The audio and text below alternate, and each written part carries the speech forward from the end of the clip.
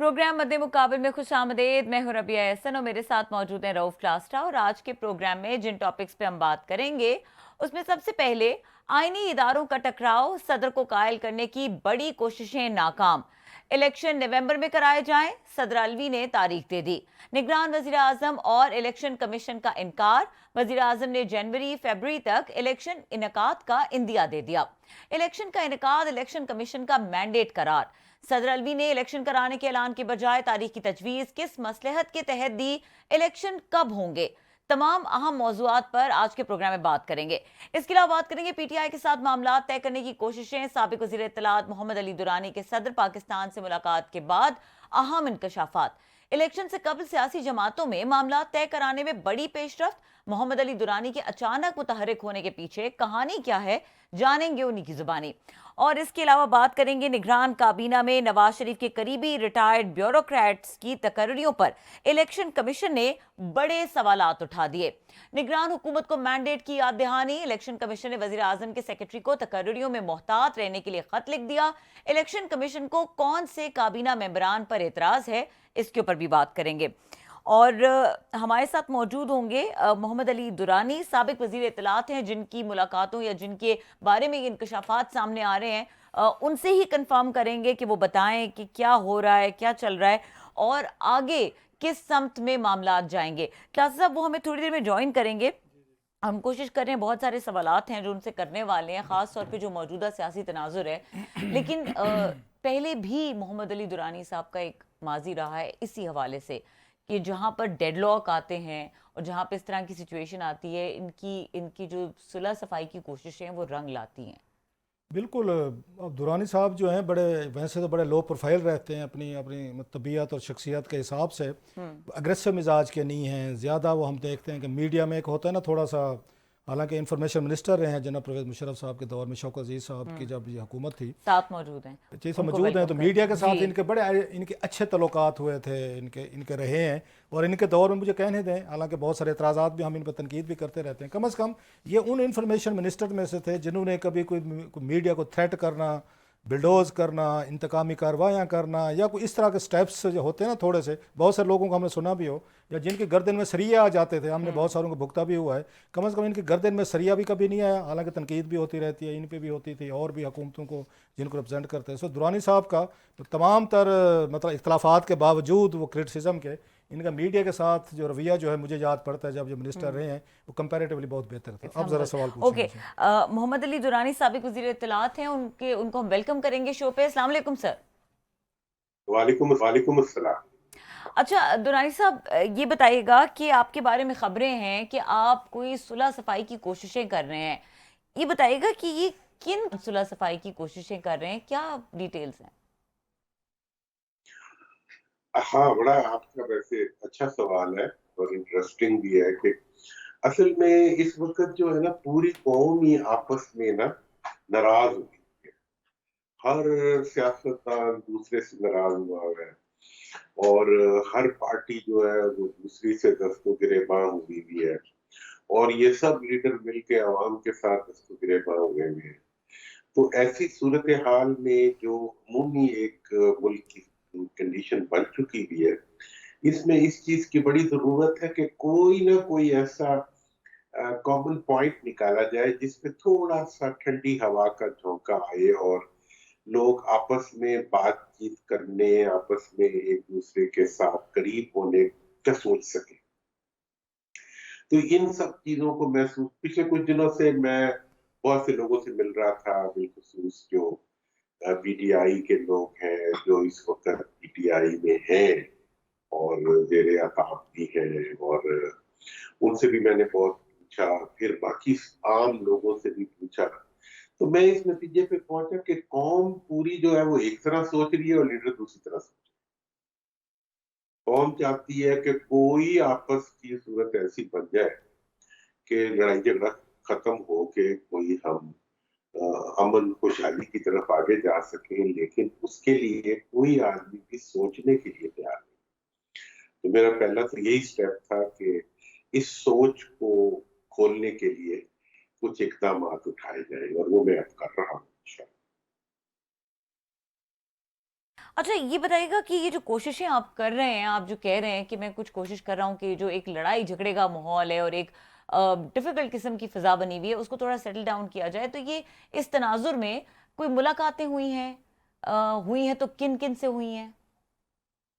देखिए, एक तो देखिए सियासतदान तो जितने भी हैं ना, हमारे दोस्त हैं, ताल्लुक वाले हैं, पॉलिटिकल वर्कर्स भी हमारे अपनी सब हैं।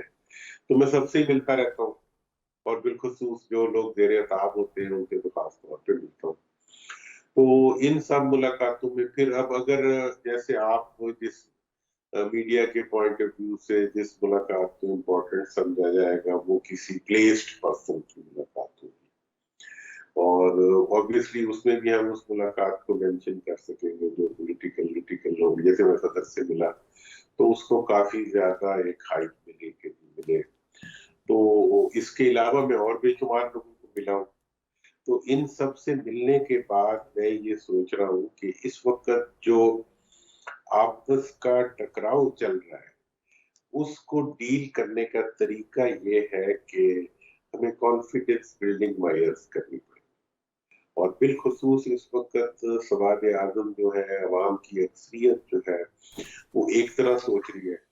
और जो बड़ी पॉलिटिकल पार्टीज हैं, जो माजी की इक़्तिदार वाली पार्टीज हैं, उनके उनकी जो फॉलोइंग है वो तो बहुत कम हो गई है, लेकिन उनकी जो है वो लीडरशिप जो है वो अभी तक उसमें से निकली नहीं, उस एल्यूजन में से कि वो they are still very strong and very popular. और इसी तरह से जो मुल्की इदारे हैं, अनफॉर्चुनेटली उनको भी इस जंग में घसीट लिया गया है। और ये पुराने सियासतदानों का बड़ा काम होता है कि वो कोशिश करते हैं कि जब कोई ऐसी सिचुएशन बने तो उनको खाम का बीच में घसीट के ले आए। तो इस वक्त जो सूरत हाल बन चुकी हुई है वो ये है कि पब्लिक वर्सेस स्टेट एक किस्म का झगड़ा आ चुका है। और एट द सेम टाइम जो है वो ये भी है कि जो महंगाई है, जो गुर्बत है, और जो इस वक्त आवाम के इश्यूज हैं, वो उन्हें वैसे ही बहुत वो कर रहे हैं, हर्ट कर रहे हैं, और उनमें एक अनरेस्ट पैदा हो रहा है। तो इस सारी सिचुएशन के बीच में से किसी रास्ते का बनना कोई इतना आसान तो नहीं है, लेकिन कोशिश करना तो शर्त ये आपको दुरान साहब बहुत शुक्रिया, आपने हमें ज्वाइन किया। ये जो ये मिशन इम्पॉसिबल टॉम क्रूज वाला है सर, क्योंकि जो बातें हैं इस वक्त, जो हालात आपने खुद भी बता रहे हैं कि इस्टेब्लिशमेंट एक साइड पे, खान साहब दूसरी पे, पीटीएम तीसरी पे, बल्कि नवाज शरीफ साहब का कोई और रुख है, जरदारी और बिलावल साहब का कुछ और रुख है। मतलब ये मिशन इम्पॉसिबल हुआ ना सर, टॉम क्रूज की सीरीज़ 5 कह लें। ये आपने खुद इसको अज्यूम किया है, खुद आपने कहा जी मैं करूँगा, या किसी ने आपको असाइन किया है कि आप आएँ? क्योंकि आपकी मशहूरी जो अब होने लगी है ना, नवाबजादा नसरुल्लाह खान साहब की तरह के बंदे वो रहे नहीं हैं, अब आप ही हैं जो इसमें इधर उधर लोगों से मिलते हैं, और लोग आपसे मिलते भी हैं, बातें भी शेयर करते हैं, उनको फार्मूला भी आप निकाल लेते हैं। तो किसने आपको असाइन किया है सर? अगर थोड़ा सा हमारे साथ शेयर करें, या आपको अपने इनिशिएटिव है सर? नहीं। नहीं, मैं देखे जी, मेरा इनिशिएटिव तो इस हद तक है कि मैं इसके आगे लगा, ठीक है ना जी।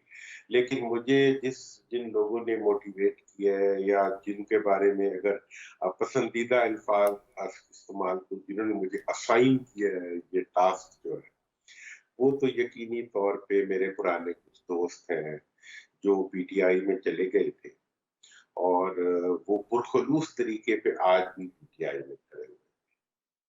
नहीं। और वो जो है, और वो हर सूरत में चाहते हैं कि कोई सियासी हल निकले जिसमें कि रिकंसिलिएशन का प्रोसेस आगे बढ़े।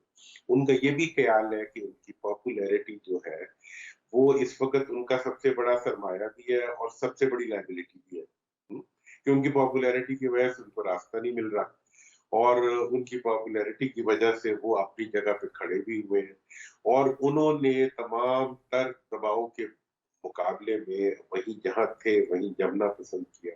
और ये बहुत से लोग ऐसे हैं जो मेरे साथ थे और मेरे सर मेरे आप हाथों ये में कह रहे हैं दुरानी साहब कि ये सियासी लोग थे जो आपके साथ पासबान में भी थे, कुछ जमात इस्लामी में भी थे, बाद में वो इमरान खान साहब के पार्टी में चले गए थे। आप कह रहे हैं सियासी लोग जो पीटीआई के हैं वो आपको कह रहे हैं, या कोई गैर सियासी लोग भी हैं जो लोग इस मुल्क में फैसला करते हैं? क्योंकि महज पीटीआई के कहने से तो कुछ नहीं होगा, सियासी लोगों को कहने से, unless the people who matter, the people who decide, जिनकी लड़ाई है बरह रास्त, कुछ उनसे भी आपकी बातचीत हुई, उन्होंने भी आपको आर्बिट्रेशन के लिए माना है कि ठीक है दुरानी साहब आप कोशिश करके देखें? देखिए, मेरा असल में, मैं इस मामले में मैं कुछ कहता नहीं हूँ, मेरी बात को कोई मानता तो है नहीं। हाँ, वो कहते हैं बद बद मतलब ये बात, लोगों की मशहूरी ऐसी हो जाती है, वो उल्टे भी लटक जाए तो लोग कहते हैं नहीं ये किसी ने मतलब इसको क्या ही होगा। मैं ये समझता हूँ कि हमारी जो इस्टेब्लिशमेंट है, हमारे जो मुल्की इदारे हैं, वो एक चीज के बारे में बड़े सेंसिटिव, और वो पाकिस्तान। और वो समझते हैं कि उनका सारा मफाद जो है वो पाकिस्तान के साथ वाबस्ता है।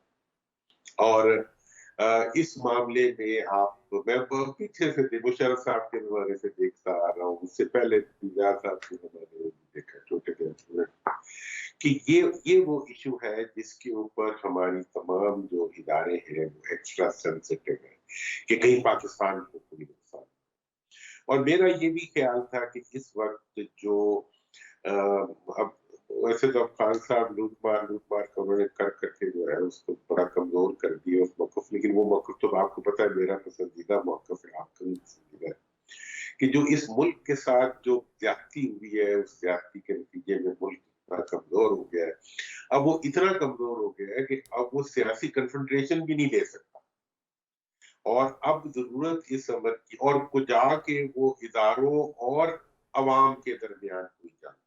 और मैं ये समझता हूँ कि इस वक्त जो हमारी रवायती सियासत है, जिसने हमेशा जो है, मैं, मेरा उनके बारे में अच्छी राय नहीं है, वो ठीक है, हमारी सियासी है, लेकिन मैं समझता हूँ कि उन्होंने हमेशा इस मुल्क को और इस मुल्क में बसने वालों को एक्सप्लॉइट किया है। वो लोग जो है वो बिल्कुल इसके ऊपर फोकस्ड है कि अगर कोई पब्लिक में से निकली हुई फोर्स है तो उसको पाकिस्तान के इदारों के साथ लड़वा, और इस लड़ने का फायदा ये होगा कि इदारे भी उनके आगे कमजोर होकर बैठेंगे, और जो अवामी कुव्वत है वो भी कमजोर होगी। तो मैं ये समझता हूँ कि इस सिचुएशन में ये और जरूरी हो जाता है कि हम अक्ल के साथ, सर ये तो आपकी और बातें बड़ी वाइज आपकी हमेशा ऐसे ही रही हैं। मैं आपको कोई 20 एक साल से ज़्यादा से आपसे ताल्लुक़ भी है, आई कैन अंडरस्टैंड आपकी शख्सियत भी, ऐसे बातें भी आप ऐसी करते रहे हैं, सुलह सफ़ाई की, पाकिस्तान को आगे ले जाने के, इदारों को टकराव, फेयर इनफ। सवाल ये है कि इस वक्त जो मेरा सवाल था सर, आपने बड़ी खूबसूरती से पतली गली में से उसको उधर से रोड़ दिया है सर, वो ये था कि इस वक्त आपको फौजी इस्टेब्लिशमेंट की सपोर्ट हासिल है जो आप इस वक्त डला करने की कोशिश कर रहे हैं कि नहीं है? असल स्टेक होल्डर तो वो हैं, उनकी है आपको सपोर्ट कि आप जाएं और बातचीत करें, हम सुलह मैं सफाई चाहते हैं?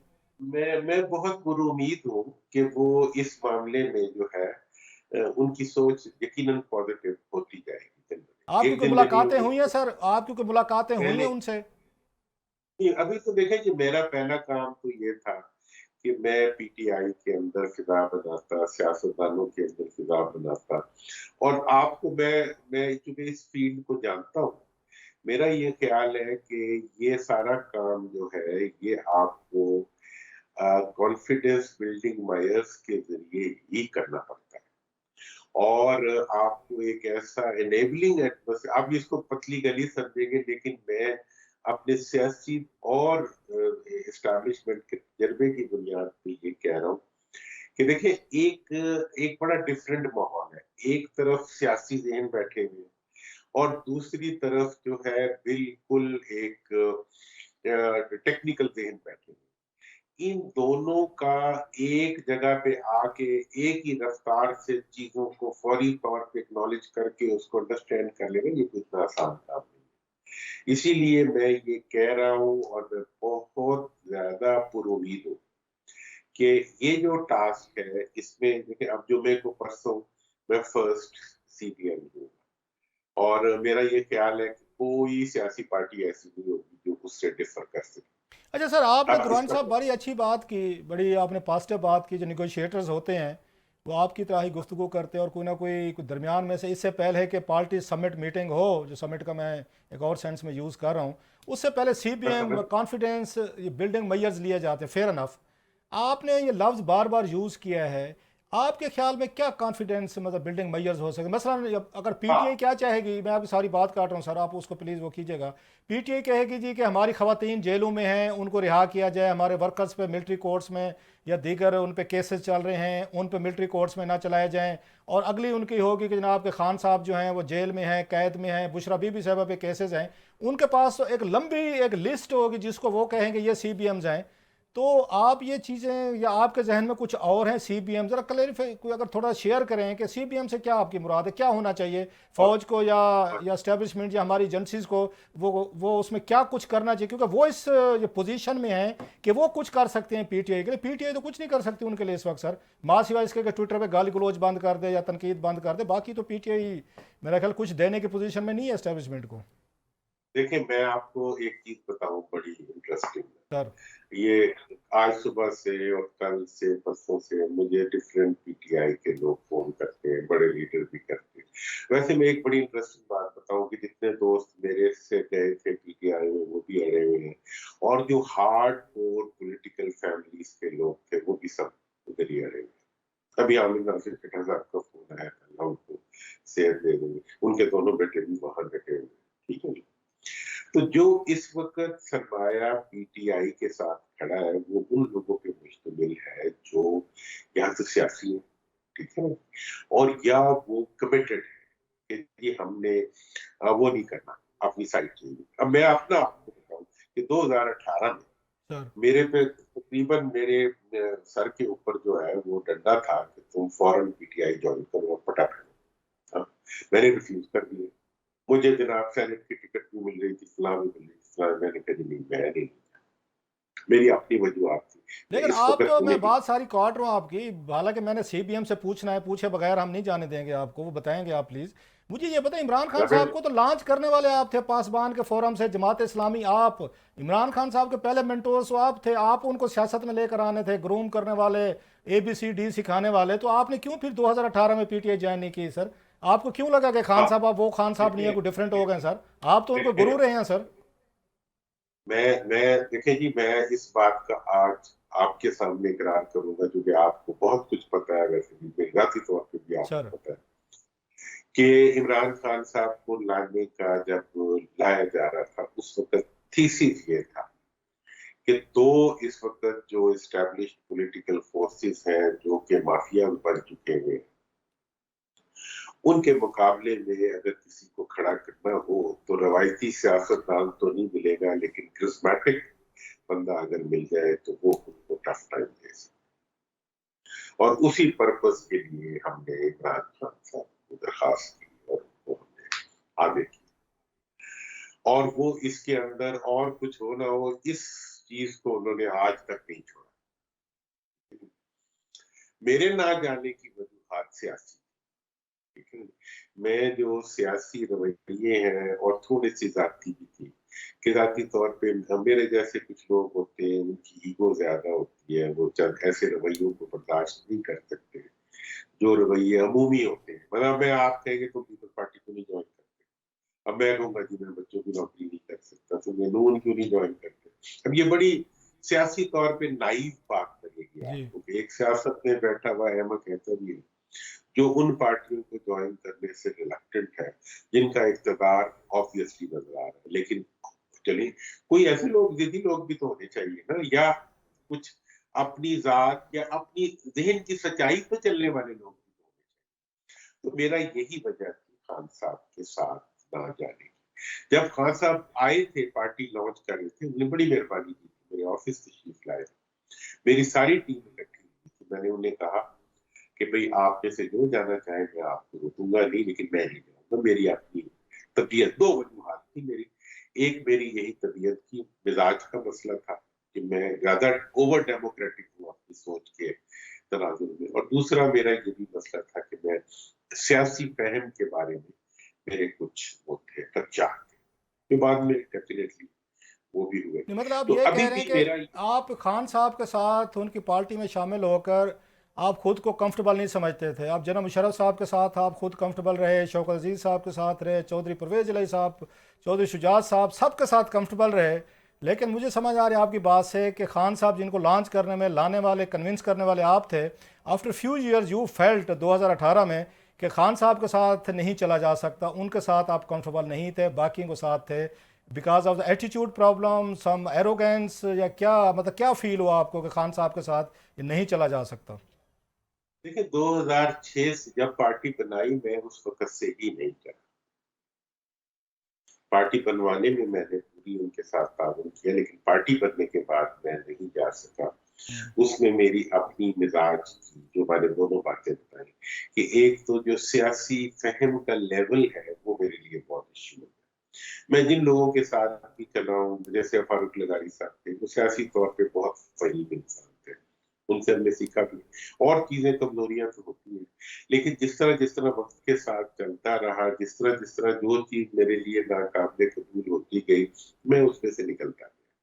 जिस तरह मैंने आउटग्रो किया, उसी तरह मैंने अपने आप को इंसुलेट भी किया। तो खान साहब के रेफरेंस से जो मेरी इश्यूज, देखिए आज जो प्रॉब्लम्स वो फेस कर रहे हैं, इसमें से कोई प्रॉब्लम उनके जिम्मे की नहीं है, उन पे नहीं आनी चाहिए। लेकिन ये क्यों आई? ये वही रवैये थे जिनके बारे में मुझे खदशा था पहले से। अब अब जो सूरत हाल है, मैं उनके जितने भी पार्टी के लोग हैं, वो खुद है, मेरी ये दुआ है कि अल्लाह ताला, देखिए इस वक्त आप मियाँ साहब आ रहे हैं, फर्ज करें कि पाकिस्तान तशरीफ ला रहे हैं, बहुत बड़ी उनकी एक इस्तकबाल की तैयारी हो रही है, पीपल्स पार्टी भी इस वक्त निकली हुई है, सब कुछ है, लेकिन मैं नहीं देख रहा कि उनको पब्लिक में पजीराई मिले। नहीं, पब्लिक आपको ये आप बात, कह रहे हैं पब्लिक बहर खान इन नवाज शरीफ साहब का इस्तकबाल करने के लिए पब्लिक बहर नहीं निकलेगी, आप ये कह रहे हैं? तो ये मुझे शक है। जी सर, मतलब सॉरी। जिस तरह बेनजीर, हाँ जिस तरह बेनजीर के लिए निकली थी या खान साहब के लिए निकलती रही है, वो हाँ मैनेजमेंट के जरिए जितने बंदे इकट्ठे करते, पब्लिक अच्छा पब्लिक में नहीं है।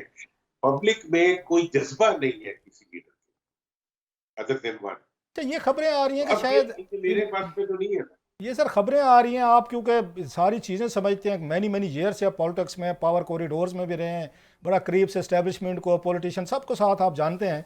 ये आ रही है कि नवाज शरीफ साहब चौथी दफ़ा वज़ीर आज़म बनने आ रहे हैं और उन्हीं के लिए स्टेज सेट कीजिए, no he will be the next prime minister after February election. आपको लगता है कि नवाज शरीफ साहब चौथी दफ़ा वज़ीर आज़म बनने के लिए आ रहे हैं सर? देखिए वजीर आजम तो पाकिस्तान में कोई भी बन सकता है, अच्छा। इमरान खान साहब भी बन गए थे, कोई और भी बन सकता है, वो तो एक इशू नहीं है, ठीक है। लेकिन अब ये है कि पब्लिक के दिलों पे सवार होकर वजीर आजम बनना, हाँ, वो एक फर्क चीज है। उसके लिए बड़ी इनको वो करनी पड़ेगी, जिससे जो करनी पड़ेगी मेरे ख्याल। अच्छा सर, आप जैसे शहबाज शरीफ साहब से मिलने गए थे और शहबाज शरीफ साहब जो हैं आपकी मुलाकातों के बाद वो बहुत बड़े करिश्मे भी निकले, वज़ीर आज़म भी बन गए, 18 महीने हुकूमत भी चला ली। आप इधर जाएंगे खान साहब से मिलने के लिए भी अटक जेल जाएंगे जब आप सारा एक पीस फार्मूला आपके पास है और आप कह रहे हैं कि स्टेक होल्डर जो हैं आप पे ट्रस्ट करते हैं, तो खान साहब से मुलाकात का कोई है आपका प्लान जेल में जाकर मिलने का? देखिए जहाँ तक शहबाज साहब का ताल्लुक है, शहबाज साहब से मैं मिला था डेफिनेटली, और मैंने उनको एक ही बात कही थी। मैंने कहा था कि उस वक्त अंपायर का बड़ा जिक्र होता था, मैंने कहा कि आप अगर अंपायर का सर भी फाड़ देंगे तो इमरान खान आउट नहीं होगा और मुल्क का नुकसान होगा, ठीक है।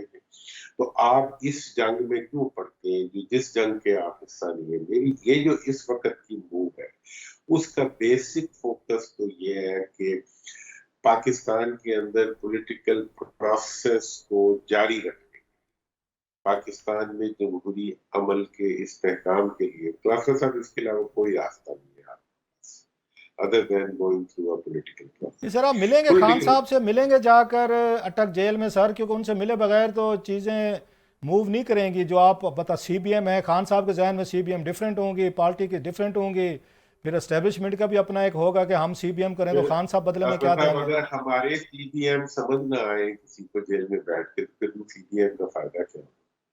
मैं मिलूं ना मिलूं, कोई ना कोई तो मिलेगा ना, उनकी अपनी पार्टी वाला मिलेगा, ठीक है, मैं उनसे मिल लूंगा, या जो भी मुझे मिलने में तो कोई किसी को मिलने का भी कोई इतराज नहीं। नहीं, आपके लेकिन पुराने मैं दोस्त इस, रहे हैं सर, आपके पुराने हाँ, दोस्त रहे हैं, मैं आप इससे आप मिलने से मैं क्यों घबरा रहे हैं? दुरानी साहब जाके बंदा जेल में मैं है। घबरा नहीं रहा, मैं घबरा नहीं रहा, मैं सर घबरा नहीं रहा। पता नहीं कोई रास्ता हमें देगा नहीं देगा, मिलने पे त्रास करेगा क्या करेगा। अगर मिले तो मैं जरूर मिलूंगा। नहीं, बात सुनिए, अगर अगर लेकिन हालात यहाँ तक हैं दुरानी साहब के, आपके मिलने का कोई रास्ता नहीं देगा, कोई जेल का गेट नहीं खोलेगा, आपको जाने नहीं देगा, तो फिर इतनी सुलह सफाई कैसे करवाएंगे? अगर आप इतना ट्रस्ट भी नहीं है, जो आर्बिट्रेशन आपसे करवा रहे हैं, आपको पुश कर रहे हैं, अगर बात यहाँ तक पहुंची हुई है कि वो गेट का जेल भी नहीं, सॉरी, जेल का गेट भी नहीं खुलेगा, फिर मैंने तो ये तो सारी मैंने एक्सरसाइज, तो आप ये तो मतलब बैक टू स्क्वायर वन। मैंने तो आपके आप मेरी बात को सुनते भी नहीं है, फिर भूल भी जाते हैं। मैंने कहा मेरे से ये सब कुछ वो करा रहे हैं तो इस बस खुद छुपे हुए हैं पीटीआई वाले।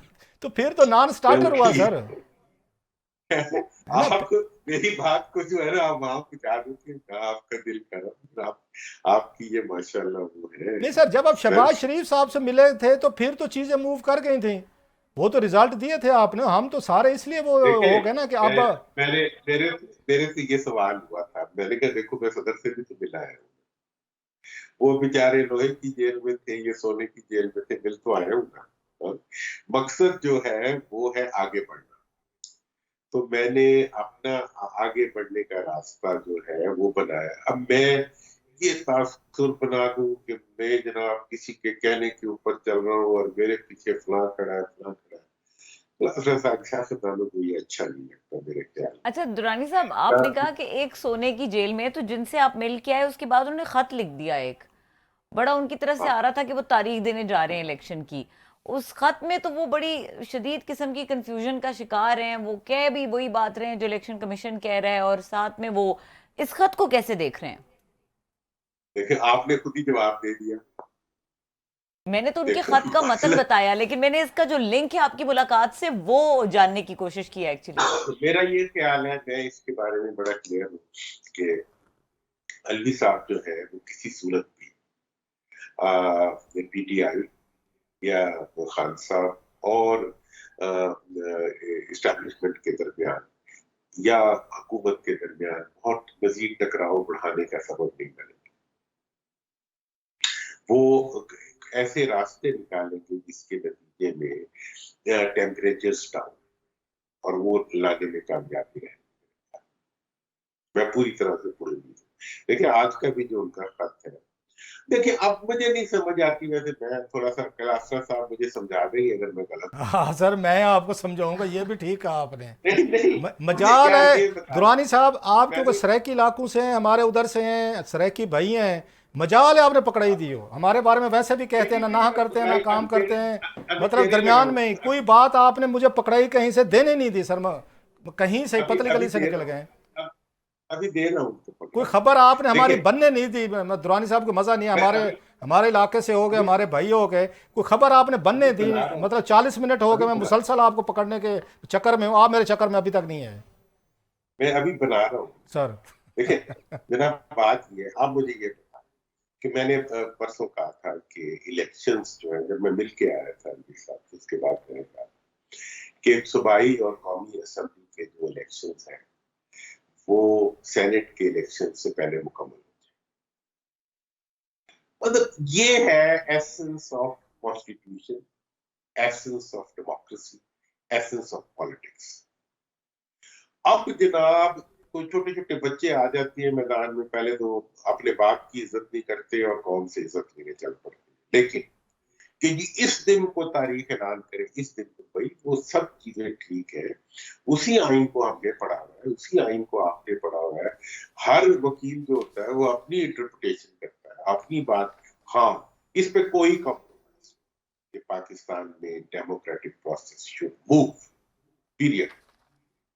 वो कब होगा? मैं आज आपको बता देता हूँ कि ये जो सेनेट के इलेक्शन से पहले इंशाल्लाह असेंबलियों के इलेक्शन हो जाएंगे, उसको आप शेड्यूल कर लें। बाकी ये है कि आपने खबर बनानी है, हाँ जी, किसी ने कोई अपनी वो बात बनानी है, किसी ने स्पेस लेनी है, उसके लिए वो जो मर्जी मतलब मारता रहे। अच्छा, लेकिन लास्टली और सर, है क्या? लास्टली आपने आपने मुझे बताया था कि आपको कोई और भी थोड़ी सी वो मसरूफियत हैं।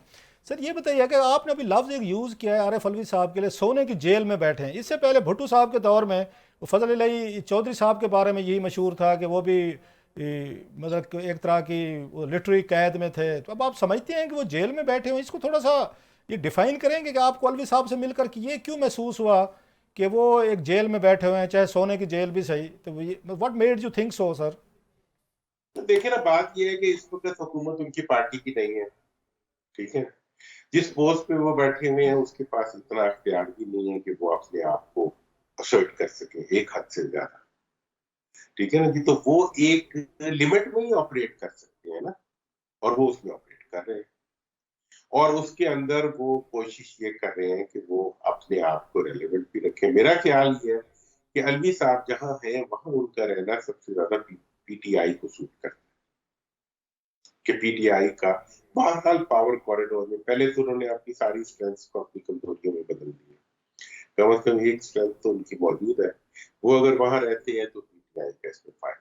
अच्छा, आपको लगता और नहीं बात दुरानी साहब, आप उनसे मिलकर आए अलवी साहब से, आपको लगता नहीं है कि वो इस वक्त वो विकेट के चारों साइड पे खेल रहे हैं? हमारे सरायकी में कहते हैं ना झुमर मारना, के धे तू भी पुतरेते सांप के साथ, लड़की वालों के साथ भी झुमर मार ली, तो लड़के वालों के साथ भी मार ली, पिड़ में जो घुस गया सारे मतलब झुमर शुमर मार ली ढोल पे। आपको लग नहीं रहा कि वो फौज के साथ भी उनकी मर्जी के काम भी हो रहे हैं? उन्होंने सीक्रेट वो एक्ट, आर्मी एक्ट, उस पर भी उन्होंने अगेन वही किया, बिल बन गया, उसके बाद वो खान ट्वीट साहब के करते कहने हैं। पे भी चल रहे हैं, फिर उन्होंने मतलब वो तो सबको खुश कर रहे हैं सर, किसी को उन्होंने कोई अन्याय नहीं मेरा किया अब तक। ख्याल ये है कि मेरा ये ख्याल है क्लासेस साहब, बिल्कुल 2+2, कि वो सिर्फ और सिर्फ जो है पीटीआई की फेवर में काम कर, और किसी के साथ उनका कोई मफाद वाबस्ता नहीं। अच्छा, आपको वजह ये है कि उन्होंने उन्होंने चले जाना, कोई उन्हें रोक नहीं सकता। इस वक्त वो जितनी देर हैं और जितनी देर रहेंगे, ही विल बी 100% सिंसियर। देखिए, मैं अपनी जजमेंट दे रहा हूँ कि वो 100% पीटीआई के साथ वो रहेंगे, सिंसियर रहेंगे। अब उस सिंसियरिटी को वो किस तरह से इन्विजिट करते हैं? हर वकील जब अदालत में जाता है, दो वकील होते हैं, हर एक की अपनी अपनी इंटरप्रिटेशन ऑफ द लॉ होती है। हम बैठते हैं डिस्कशन में, पॉलिटिशियंस, हर पॉलिटिशियंस का अपना मौक़िफ़ होता है, वो कहते हैं जी बस यही सही फैसला है, ठीक है जी। इसी तरह जर्नलिस्टों का भी होता है कि जी बस यही बात सही है, बाकी सब गलत। तो बात ये है कि इस वक्त अलवी साहब के लिए सबसे इम्पोर्टेंट पीटीआई है। वो जहां भी बैठे हुए हैं वो पीटीआई की वजह से बैठे हुए हैं, वो जितनी देर भी रहेंगे पीटीआई के बदले। आप ये बातें करके उनकी 6 पोजीशन महीने को। की जो एक्सटेंशन है, नौकरी जो उन्होंने मुद्दत मुलाजमत में तोसी हुई है, आप खतरे में डाल रहे हैं। आप मतलब अच्छे दोस्त हैं, इस तरह की बातें करके तो उनकी जो लॉयल्टीज मैं उन्होंने। मैं ये बातें करके उनकी नौकरी मजीद पक्की कर। अच्छा, मेरा ख्याल है आप कच्ची कर रहे हैं सर नौकरी, ये बातें हाँ हाँ, करके। आप वक्त, मैं तो बता रहा हूँ, दाग गज पश्तो का मुहावरा है, दाग गज दाग मैदान। ये गज है और ये मैदान है, नाप लेंगे आप। चले सर जी, आपकी मेहर। देखें, जी जी जी। बेवफाओं को कभी लाइफ नहीं मिली, बेवफाई बहुत छोटी होती मैं ये कहना नहीं चाह रहा, थोड़ा सी बात और हो जाएगी, लंबी बात होगी, फिर आपसे किसी बात करें। तो फरूक लगारी साहब को अब किस खाने में फिट करेंगे? जब बेनजीर भुट्टो साहब की हुकूमत तोड़ी गई थी, उनको भी तो ये ताने मिलते थे कि उन्होंने भी बेनजीर भुट्टो साहब से वफा नहीं की थी, और आप लगारी साहब के बड़े करीब भी रहे हैं। That's the reason I am asking sir. फिर बाद में पार्टी भी बनाई थी आपने मिलकर उनसे। है। देखें ना कि हर हर एक की लाइफ में गलतियां भी होती हैं। वो एक बड़े आदमी थे, हमारे तो उस्ताद भी थे, सर लेकिन उन्होंने जिंदगी में कुछ ना कुछ गलती तो की राइट सर। बहरहाल बड़ी होगी। मेहरबानी सर आपकी, आपने बड़ा टाइम दिया एक्सक्लूसिवली, और आप अभी इस्लामाबाद में ही हैं, तो आप स्टूडियो में बुलाएंगे, यहीं पे बैठ के मैच जो है ना आपसे यहीं से कंटिन्यू करेंगे। बहुत शुक्रिया आपका दुरानी साहब, thank you very much sir. Durrani साहब गुफ्तगू कर रहे थे हमारे साथ, उनका बहुत शुक्रिया। और यहाँ पे वक्त हुआ ब्रेक का, ब्रेक के बाद बात करेंगे, इसी गुफ्तगू को आगे बढ़ाएंगे, और जो सदर का खत है उसके बारे में भी थोड़ी सी बात करेंगे। इसके बारे में कुछ मौक़िफ़ सामने आए हैं, इलेक्शन कमीशन का मौक़िफ़ सामने आया है, वो बहुत इंपॉर्टेंट है उसको डिस्कस करना। निगरान वज़ीर आज़म का भी मौक़िफ़ सामने आया है, उसकी भी बात करेंगे, और जो इलेक्शन कमीशन को तहफ़्फ़ुज़ आते हैं उस हवाले से भी बात करेंगे। हमारे साथ रहिए।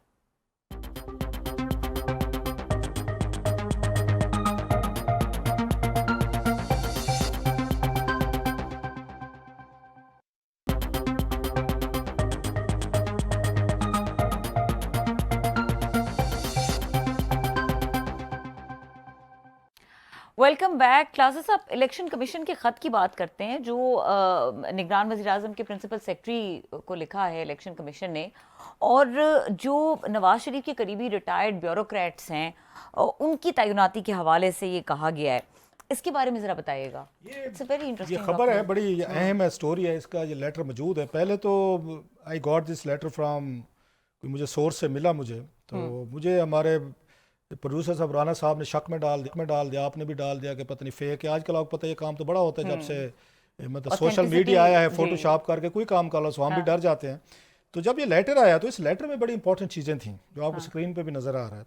तो then I called someone in election commission, मैं कि वहाँ से पूछते हैं किसी के साथ कोई छोटा मोटा कोई अफसर के साथ कोई दुआ सलाम है। मैंने उनसे पूछा तो मतलब दैट वाज वेरी, क्या कहते हैं, रिपोर्टर के लिए तो बड़ी खबर होती है। उन्होंने मुझे ना इसको कंफर्म किया, उन्होंने कि ये फेक लेटर नहीं है, दैट्स अ जेन्युइन लेटर जो उनको भेजा गया है। प्राइम मिनिस्टर ये काकड़ साहब को भेजा गया, उनके प्रिंसिपल सेक्रेटरी जो हैं डॉक्टर तुकीर शाह साहब, उनको लिखा गया है और आज की डेट में ही लिखा गया है।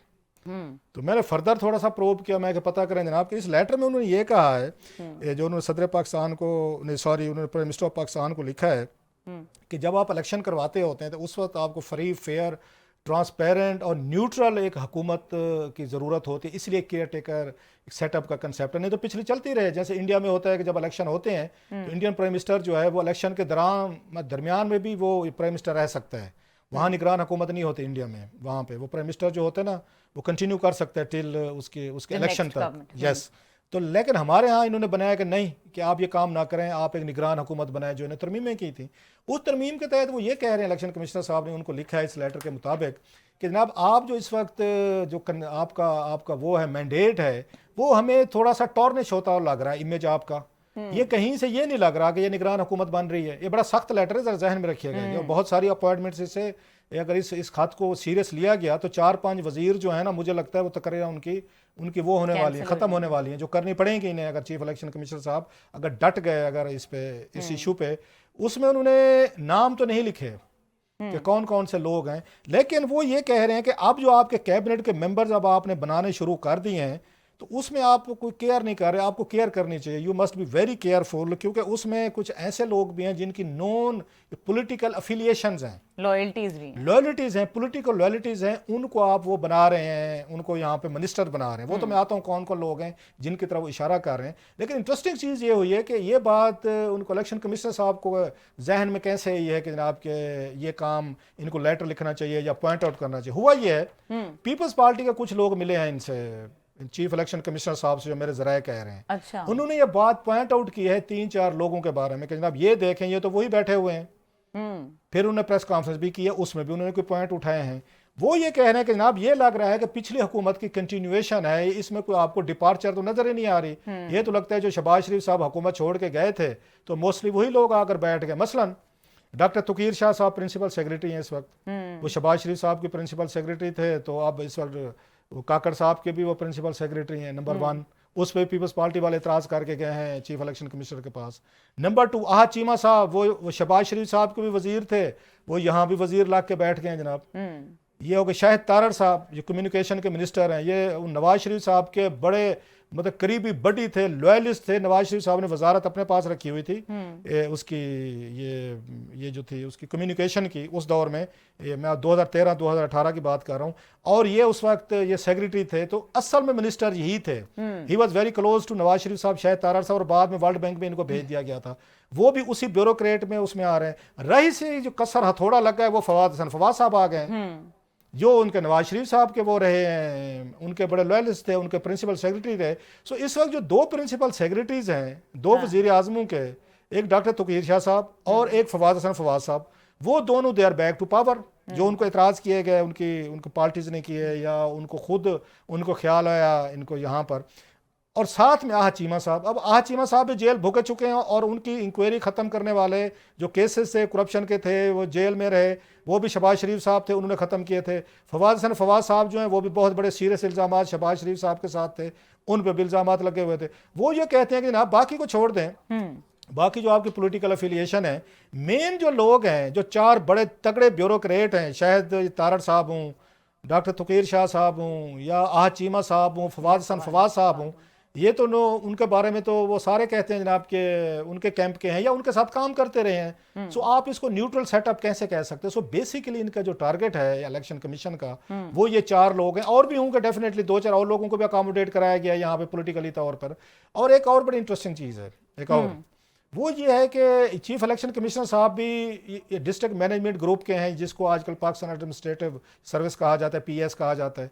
और जो चारों जो वजीर हैं इस वक्त या इस वक्त प्रिंसिपल सेक्रेटरीज हैं वो भी डीएमजी के हैं। So they belong to the same, मतलब है उस कैटेगरी के हैं, क्लास के हैं, कोई सीनियर जूनियर इसमें हो सकती है। सो ये लेटर जो गया है इट मे गिव सम, मेरा ख्याल है जो फवाद साहब खुश हो रहे थे, आज चीमा साहब तो वैसे ही आपको पता है लाडले हैं शहबाज शरीफ साहब के, तो ये खत जो है ना इन तमाम लोगों को ट्रबल में डाल सकता है। और आने वाले दिनों में मुझे लगता है 4-5 वजीर जो है ना आपके शायद उनके ओहदे आपको छुड़वाने पड़ेंगे। अभी तो उन्होंने नाम नहीं दिए। जो मैं समझता हूँ कि सिकंदर सुल्तान राजा साहब की जो रेपुटेशन है वो यही है कि नो नॉनसेंस टाइप बंदे हैं, फैसले पे डट जाने वाले होते हैं, बुली नहीं होते, डरते नहीं हैं, मतलब इंटेग्रिटी पे खड़े रहते हैं, करेक्टर पे बहुत सारी चीज़ें उनके क्रेडिट पे हैं।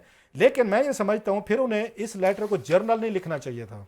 ये जर्नल लेटर लिखा गया, इसमें किसी का नाम नहीं दिया गया। फिर ये चाहिए था, जैसे पहले भी करते रहे ये, फिर इन्हें 1 2 3 4 5 6 स्पेसिफाई करना इनको स्पेसिफाई करना चाहिए था। मैं इसी से सवाल पूछना चाह रही हूँ क्लास साहब कि जिस तरह आप कह रहे हैं कि वो अपने मौके पे डट जाते हैं और अगर वो एक इन राइटिंग एक चीज दे रहे हैं, एक सॉर्ट ऑफ एडवाइस दे रहे हैं, तो चूंकि वो स्पेसिफाई नहीं कर रहे, तो आपको लगता है कि वो इस पे डट जाएंगे, या अगर नहीं अमल होता है उनकी एडवाइस पे, कोई नहीं सुनता, तो वो कोई रिएक्शन देंगे? नहीं, मैं अगर वहाँ बैठा हूँ डॉक्टर तुकीर शाह साहब की जगह, तो मैं अगर हूँ तो मैं तो जवाबी लेटर लिखूंगा सर, या नहीं लिखूंगा या फाइल कर दूंगा, जरूरत ही नहीं है इसको जवाब देने। मुझसे अगर पूछे ना तो इसकी मतलब दूसरे सेंसों में इसे जर्नल लेटर, या तो पीपल्स पार्टी का दबाव था, प्रेशर था, उसको आपने वक्ती तौर पर वो करने के लिए, वार्ड ऑफ करने के लिए कि चलो मैंने लेटर लिख दिया तो मेरी ड्यूटी पूरी हो गई है, क्योंकि इसमें कोई नाम नहीं है। मतलब डॉक्टर तुकीर शाह साहब जो हैं वो प्रिंसिपल सेक्रेटरी बैठे हैं, चले वो तो उन्होंने लेटर देना है प्राइम मिनिस्टर को, काकड़ साहब को जो केयर टेकर, प्राइम मिनिस्टर साहब बैठे हैं कि यार मैंने उनकी नजर डेफिनेशन, इनकी डेफिनेशन ये है इलेक्शन कमीशन की या इनके सिकंदर सुल्तान राय साहब की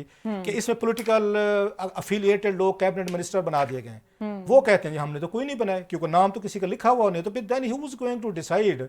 जैसे आज इलेक्शन कमीशन की और सदर की मतलब है उनकी वो चल रही है ना कि इसके इलेक्शन की डेट किसने देनी है।